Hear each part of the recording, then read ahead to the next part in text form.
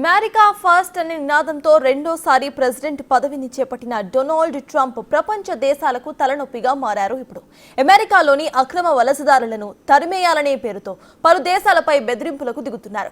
మాట వినకపోతే ఇష్టానుసారంగా ఇటు సుంకాలను వేస్తున్నారు. తాజాగా కొలంబియాకు వార్నింగ్ ఇచ్చిన ట్రంప్ ఆ దేశ అధ్యక్షుడి నుండి తీవ్రమైన విమర్శలను ఎదుర్కొన్నారు. చివరికి కొలంబియా ట్రంప్ బెదిరింపులకు తలదొంగినప్పటికీ ఇప్పుడు మరిన్ని దేశాలు ట్రంప్ వ్యవహార శైలిని చూసి కంగారు పడుతున్నాయి. ట్రంప్ చేతిలో రాయి అసలు ఇప్పుడు ఎవరిపైన పడబోతోందనేది ఆందోళనగా ఉంది.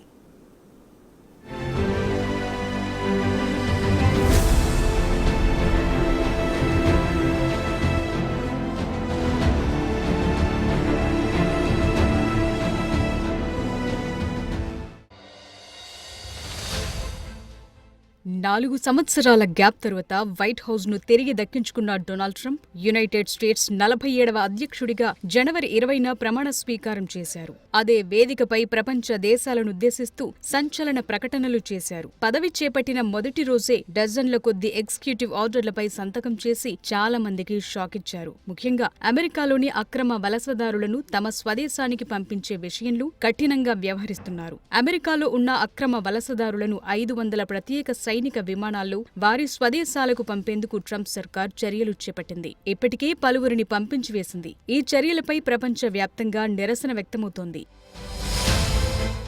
ముఖ్యంగా కొలంబియా అధ్యక్షుడు గుస్తావో పెట్రో ట్రంప్ వైఖరిని బహిరంగంగా వ్యతిరేకించారు. తమ దేశానికి చెందిన వారిపై కఠిన చర్యలు తీసుకుంటూ ప్రత్యేక విమానాల ద్వారా పంపకుండా పౌర విమానాల ద్వారా మాత్రమే వారిని తమ దేశానికి పంపించాలంటూ కొలంబియా అధ్యక్షుడు డిమాండ్ చేశారు. అప్పటి వరకు అమెరికా విమానాలపై నిషేధం విధిస్తున్నట్లు వెల్లడించింది. దీంతో ట్రంప్ సుంకాలు పెంచుతామంటూ హెచ్చరికలు జారీ చేయగా కొలంబియా వెనక్కు తగ్గింది. దీంతో అమెరికా సైతం ఆ దేశంపై విధించిన సుంకాలు ఆంక్షలను ఎత్తివేస్తున్నట్లు వివరించింది.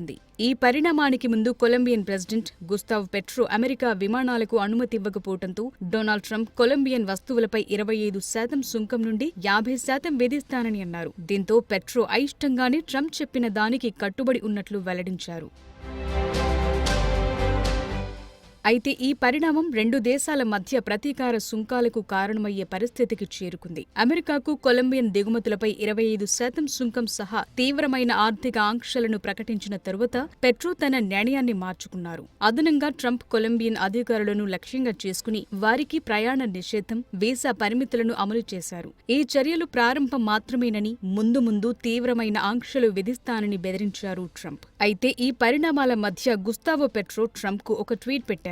ఇందులో అమెరికా అహంకారం, దోపిడీ, జాతి అసమానతల చరిత్రను విమర్శించాడు. ముఖ్యంగా పర్యావరణ హాని, ఆర్థిక సుంకాలు, లాటిన్ అమెరికా పట్ల ట్రంప్ విధానాలను ఎండగట్టారు. అయినా చివరకు ట్రంప్ బెదిరింపులకు వెనకడుగు వేయాల్సొచ్చింది.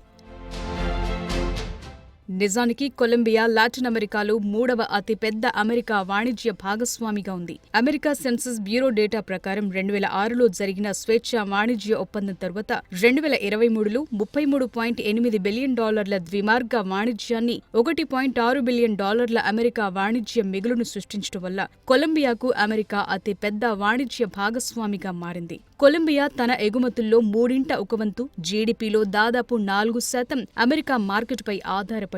అందుకే కొలంబియా అధ్యక్షుడు గుస్తావో పెట్రో ముందుగా సైనిక బహిష్కరణ విమానాలను ఖండించినప్పటికీ తరువాత చేసేది లేక కొలంబియా పౌర విమానాల్లో వలసదారులను స్వాగతిస్తుందని ప్రకటించారు. వాళ్లను సంకెళ్లతో కాకుండా గౌరవప్రదంగా తీసుకురావటానికి కొలంబియా అధ్యక్ష విమానాన్ని అధిగమించిందని గుస్తావో వెల్లడించారు.